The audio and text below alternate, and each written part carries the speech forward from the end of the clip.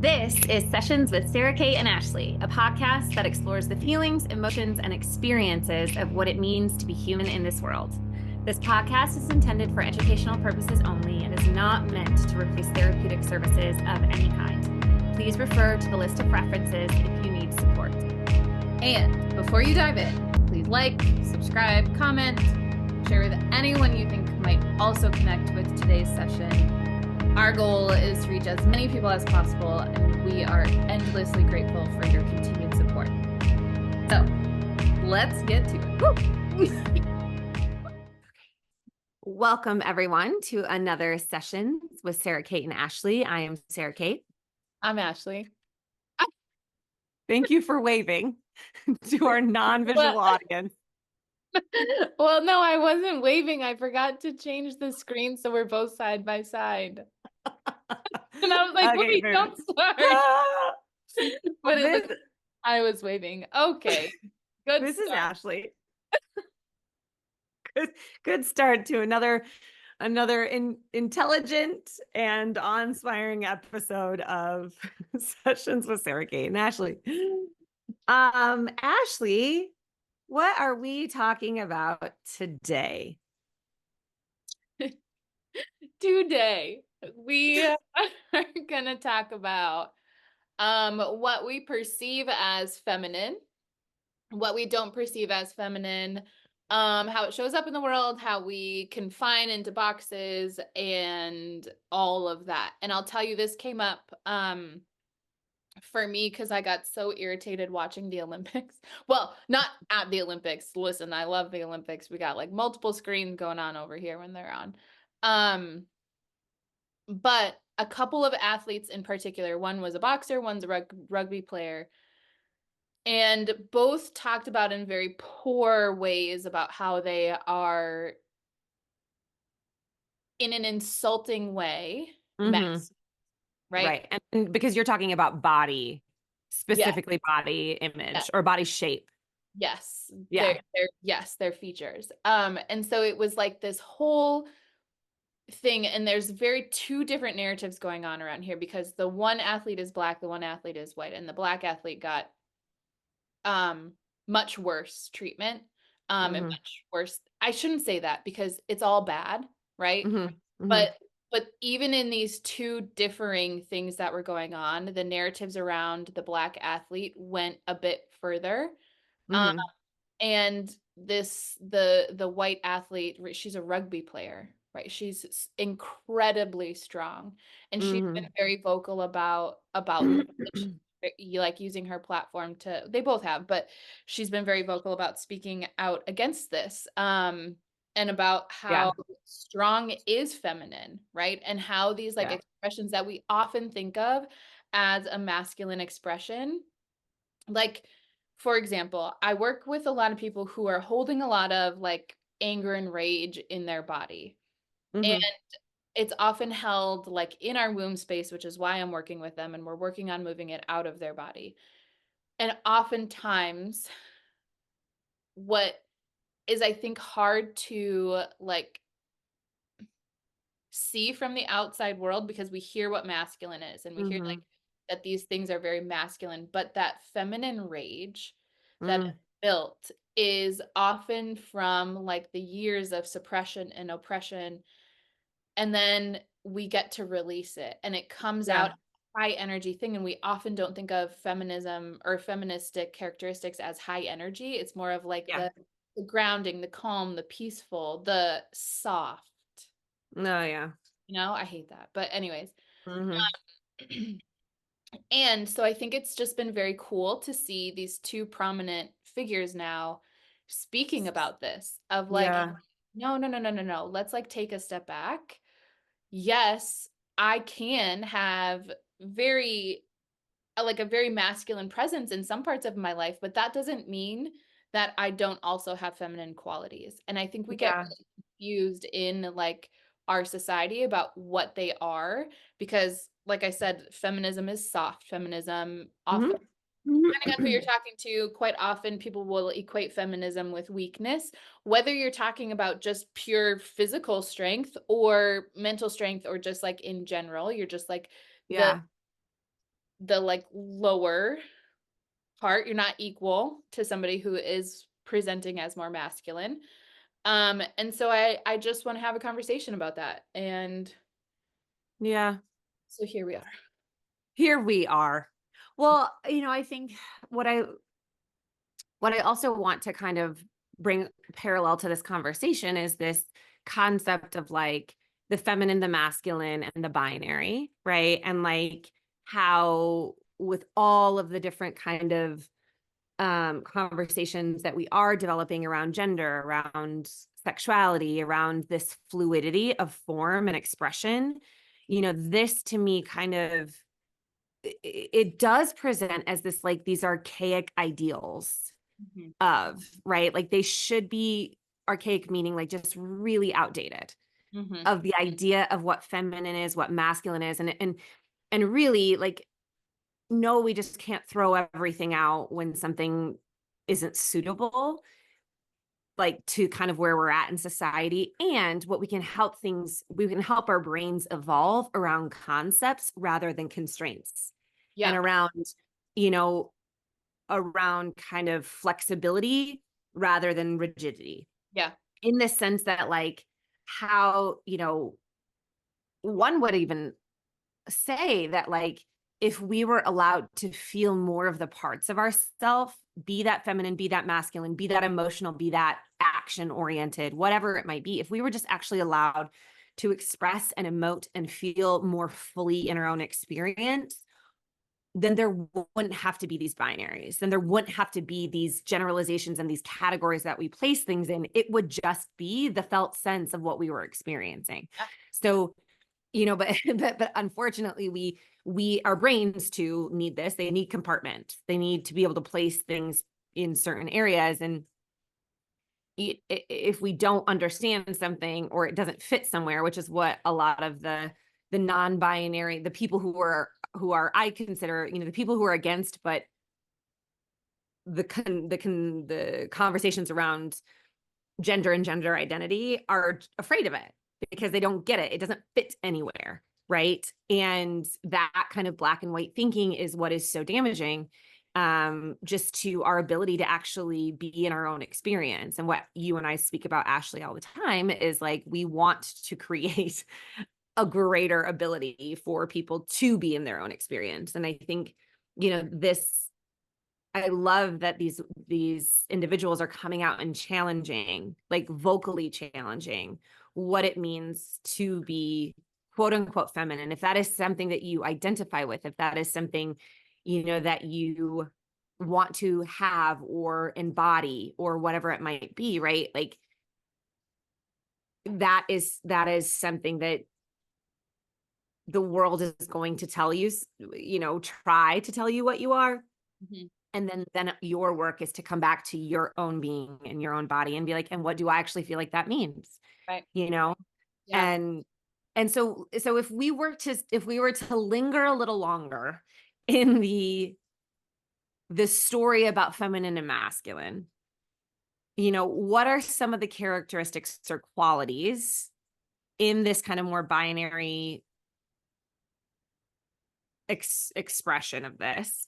What would you say, like, healthy feminine, if that were to be a thing, right? Because you're speaking about the feminine rage being the reaction to the oppression and the suppression of our ability to be in our power, let's say. So what are the qualities or characteristics that we can typically associate with that sensation of femininity or being feminine? So I think everybody's going to explain this a little bit differently. It's just the expression of your truth, really, in my mind, is it's the purest form of expression of your truth. Because we can talk about how the feminine side of things is more of the being. It's more of like the presence, where like the masculine side is like the action or the doing. And so like a really just like concrete example of how that would like play out is like, we can't have a house. We can't just go out with a bunch of wood and like try to build a house, because we need some plans. right? You need to have the blueprint for how to build it. And the blueprint is the identity of the house, right? That's the feminine. But if we have the blueprint and we don't do anything about it, we still aren't going to have a house. We're still going to have the pile of wood, right? Yes. And so we Yes. have to have both. And the feminine, if you're in your feminine, you're fully expressing who you are. And that's true if you identify as male or female or anywhere along the spectrum, is we have to have truth within ourselves. And then we have to also be brave enough to take action if and when needed to support that truth. Yeah. You know? Yeah. And so oftentimes when I see the rage, that like feminine rage, it's not from it's from the suppression or the oppression of who they truly are. And when we look at like even the big movements that we've seen in our country's history, it's often started by this grassroots effort, mostly by women. Right? Because they connect into, they get that, they allow themselves to release that feminine rage. Yes. And that builds that like deep community, that deep collection of people who are no longer going to stand up for the mistreatment of others, right? And that's like often how these like big reform movements happen, is because of this side of who we are. And it is often the more male presenting people who join the movement, and we view them as like, oh, it's like still considered, not all the time and depending on who you're around, but it is still considered like kind of a surprise, right? Like it's still considered like, oh my gosh, you're going to join this movement, like amazing. I think where we saw maybe in my lived experience, maybe the biggest shift in more of us all coming together from both sides and anywhere along the spectrum again, it was the George Floyd stuff. I feel like that was maybe because you saw a lot of men out there, you know, but regardless, it's like that feminine rage isn't necessarily a bad thing. Now, we can express it in ways that are quote healthy, and ways that are maybe destructive, right? Like that we need to go like smash in somebody's windows to get our rage out. We could go to a smash room if we feel like we need to have that kind of energy released, or like that's how we like to release our energy. Well, and but to your point, there's a ton of ways, that rage and anger are very kinetic, and they like need action to release. Yes. And, working with people's bodies, working with the left and right side of their bodies. So this is true. Okay. So somebody with a uterus and ovaries, their left ovary is what kind of governs the feminine energy. Their right ovary governs the masculine energy. And it's not that that's the only place that they're found, but those are kind of like the epicenters. Is that a word? Is that the right word? I don't know. But like the centers of where this energy is, like headquarters. Yeah. And it's true if you don't have that, if you don't have those parts also, it's still the left and the right. And working with people, when I'm doing a holistic pelvic care session where we're working with the energy and we're working on like, where is it stagnant? Where is there space? Yeah. There's some like deeply rooted rage from that like feminine side, the left side. Yeah.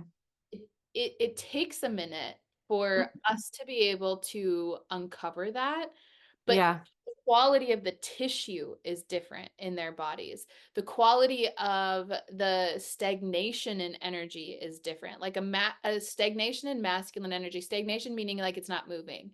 A stagnation of masculine energy feels very different than a stagnation of feminine energy. And that like the big thing here is like we can still be angry on the feminine or on the masculine side, right? Like it's not like it doesn't exist over there, but it's different. The quality is different.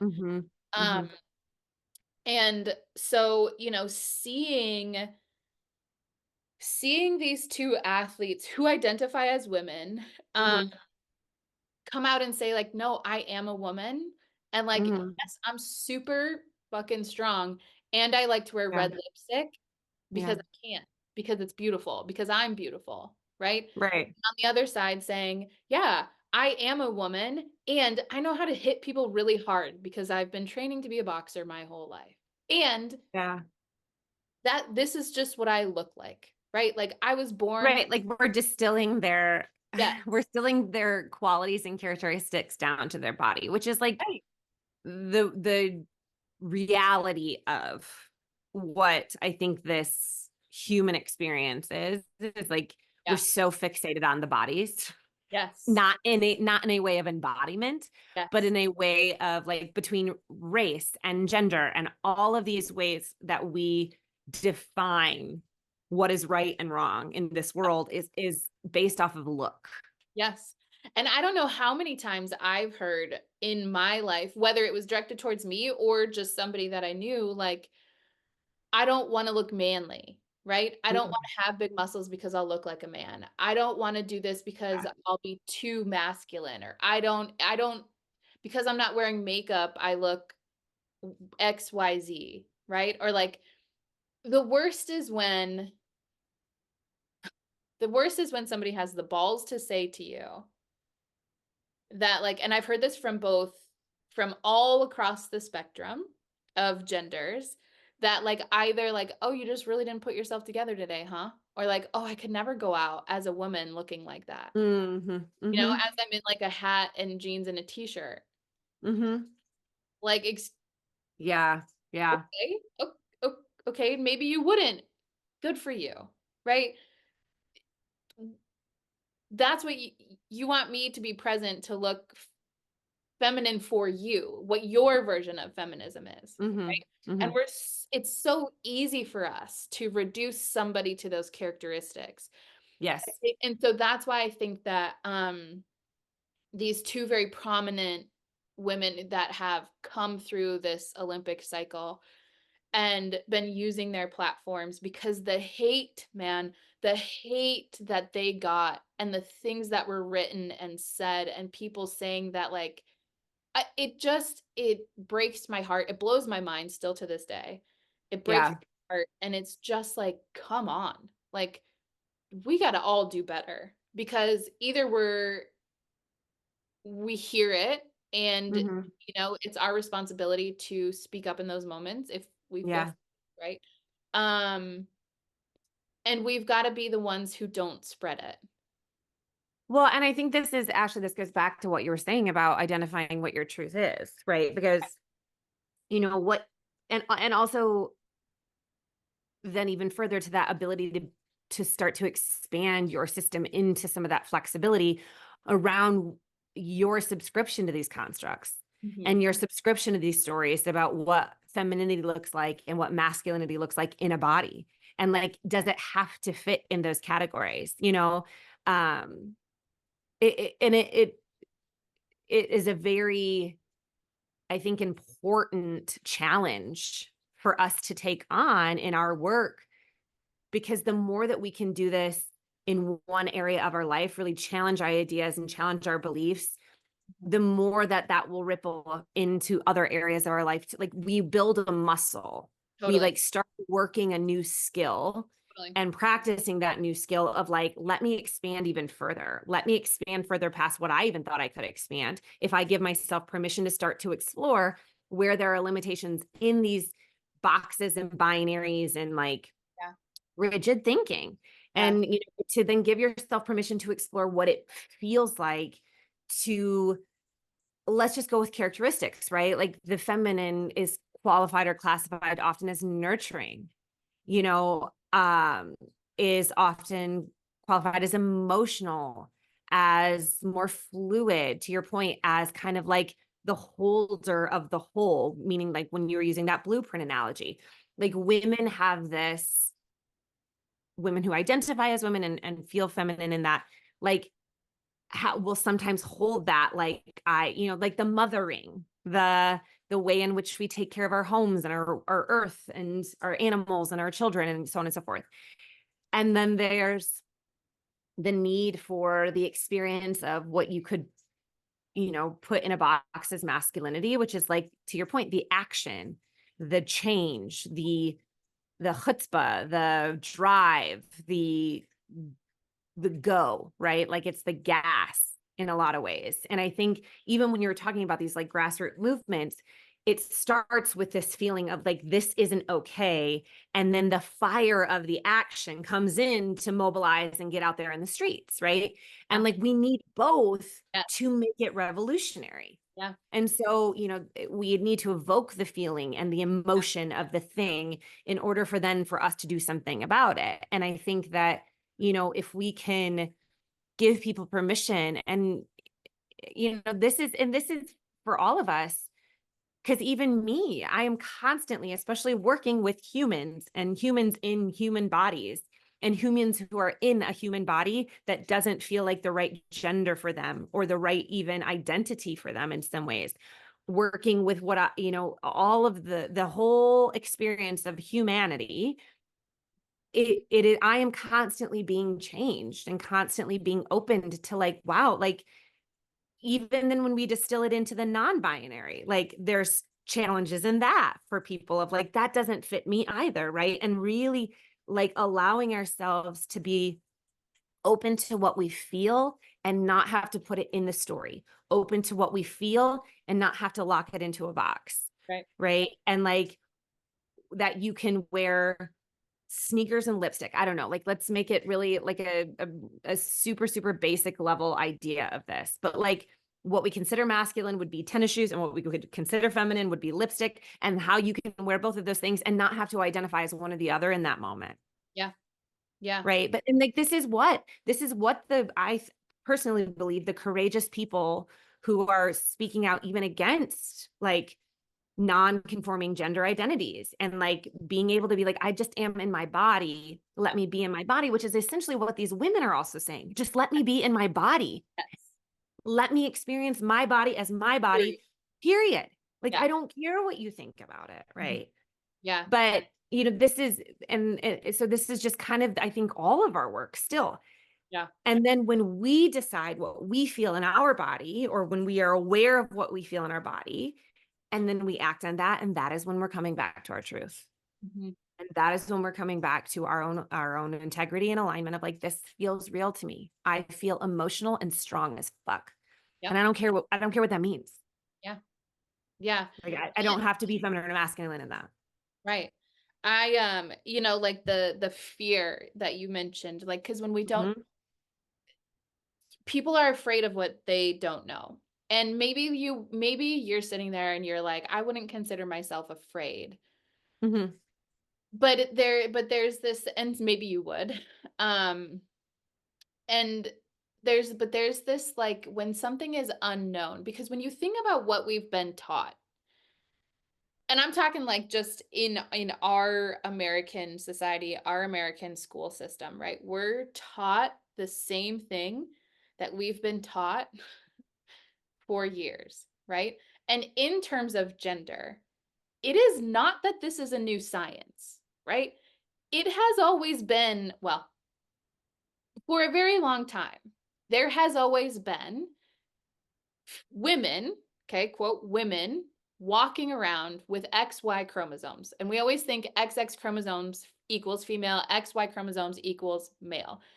There have always been people walking around who outwardly present as female, identify as female or a woman, who have an XY chromosome. Okay, like this is like gender 0.5. It's not even 101. It's like gender instruction 0.5, right? So this isn't new. It's just that now we're finally getting to a point where people are sick of lying, right? Because they want to live their truth. They just want to exist in their body. Like Sara Cate just said, all they want is to exist in their body. And just like we can have black hair and like white hair, right? Bleach blonde hair. And there's a spectrum of hair colors in between. There is a spectrum of presentation when it comes to like your ethnicity. It's not just you have a penis or a vulva and a vagina. Literally, first of all, those are the exact same parts. They're just arranged differently. Okay, like literally the exact same. They just develop into different external physical presentation, right? And so you can have some of both.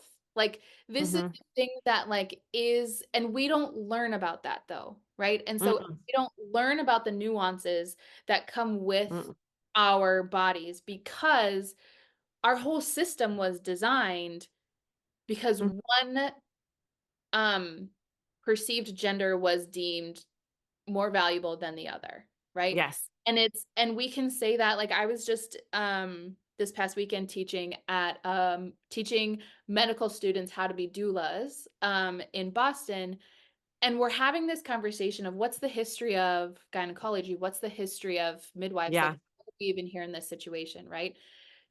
Do you know that none of them knew the history of how this, they had heard maybe bits and pieces of it, but we're not teaching the history of this in med schools here in this country because we don't want to recognize our truth, right? And our truth in this case is often of suppression and oppression, right?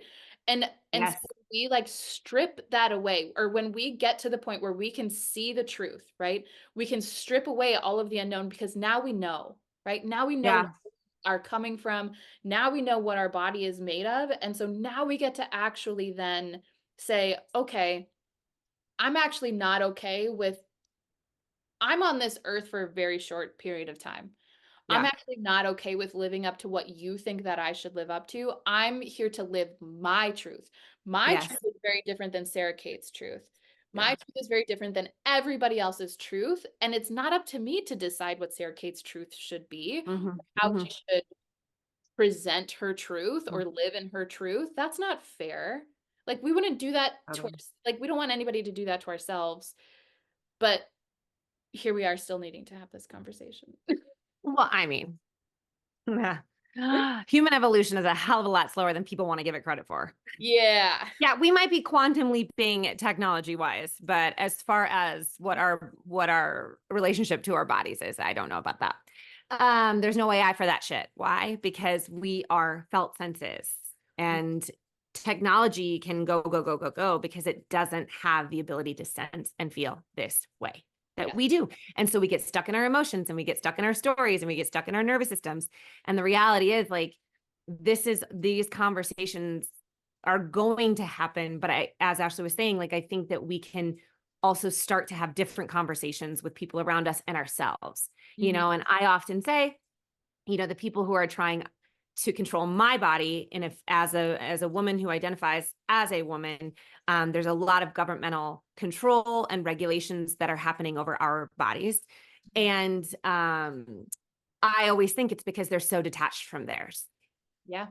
They aren't listening to likely to the rights and the wrongs and the yeses and the nos in their own body. And so, like, that is a projection of their own disconnection. And so, like, it is, which is heartbreaking.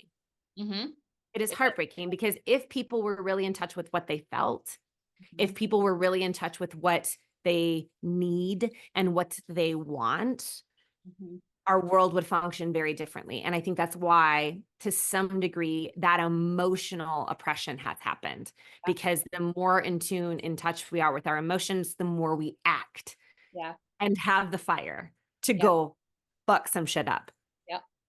And people don't want that. And people in power don't want that. So when I was in Boston, one of the students said to me, she said, you know, here I am, this, like, I used to really be like, I don't get it. Like, what's the big fuss about, like, births being done in hospitals, like, blah, blah, blah, blah, blah. And she goes, I've never felt in my body the way I have after listening to some of this discussion and, like, doing the exercise. I had him do a couple exercises, but like, feeling that, I never knew that you could, like, be in your body. And I never knew, this is specific to, like, a baby being born, but I never knew that that baby knew how to come out. Like, yeah, babies know how to come out. Like, we know internally, this is our innate life force, right? Like, we know how to be ourselves. We just have to choose to listen, right? Like, and we come out knowing, and it's like, it's a choice of remembering, not of discovering who you are, because it's been there the whole time. We just have to remember. And so it's like, there is a way forward, right? There is a path towards that feeling and recognizing who we are and, what our true emotions are saying and where we want to go and how we want to exist on this spectrum of masculine and feminine and anywhere in between. And, you know, our hope is that, maybe listening to this inspires you to get curious about the things that you want to learn more or that you don't know a whole lot about. Nobody's saying you got to be an expert in everything, but we can be curious. Right. And we can have different conversations. My favorite thing to do and just to practice as of late that I've really tried to continue to instill is I will hear myself say something and I'll just pop after I hear myself say it. There's almost this little curiosity of like, does that feel true? And I'll just say, hold on, I have to see if that's actually still true for me. And I'll like kind of sit with it for a moment. And so when you say, oh, that's, like when you create a construct, if your friend was emotional or like, don't be so feminine, like, don't be so emotional. Don't be so, oh, she's like really like, what is it? She's not in her divine feminine and a lot of spiritual bypassy communities. And it's like, where's your divine feminine? And where's your divine masculine? Like, oh, she's not in her power. She's not in her feminine. And it's like, okay, well, challenge that statement, challenge that story about yourself, about others. Right. But like bringing that self-inquisition in is just the first step. You don't have to, like Ashley said, you don't have to know. Yeah. You don't have to know the answer. It's just being curious about what that means to you and then start to play like, does this feel like my truth? Yeah. Yeah. Always back. Always back. You're coming into the body. To yourself. And to yourself. So as always, please share this with someone who you maybe want to have this conversation with. Maybe you like it, or what is the other things? Subscribe. Oh, I was going to say, don't let or maybe you don't rate us. Yeah. We would love to hear feedback. Yeah. Let us know because we're here for it. We are. We're here to have the hard conversations. Hey, we are. Okay. And until next time, be curious, take care of yourselves, and maybe start to ponder what your truth is. Ponder. Ponder. Bye. Bye.